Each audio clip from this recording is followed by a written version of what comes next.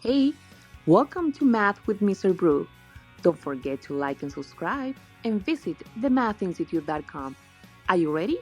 Let's learn some math. Guys, you want to know your exponents? One and done for the rest of your life? Here's the entire list, and if you understand this, you're going to understand it all. X to the A times X to the B is X to the A plus B. X squared times X cubed is X to the fifth. X to the A to the B is X to the A times B. All right, x squared cubed is x squared, x squared, x squared, which is x to the sixth. X to the A over x to the B is x to the A minus B.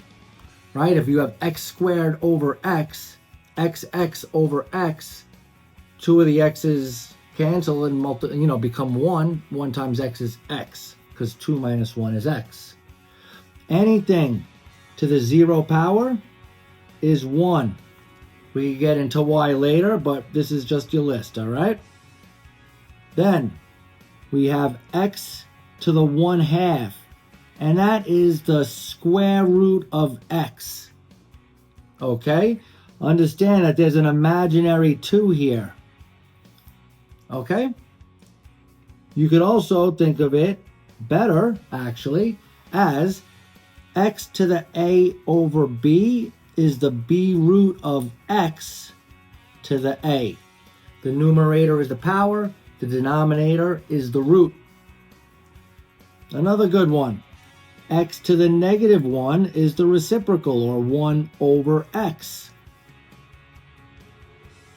Another way to look at it is if you have a rational number, a over b to the -n, you take the reciprocal and you distribute the exponent.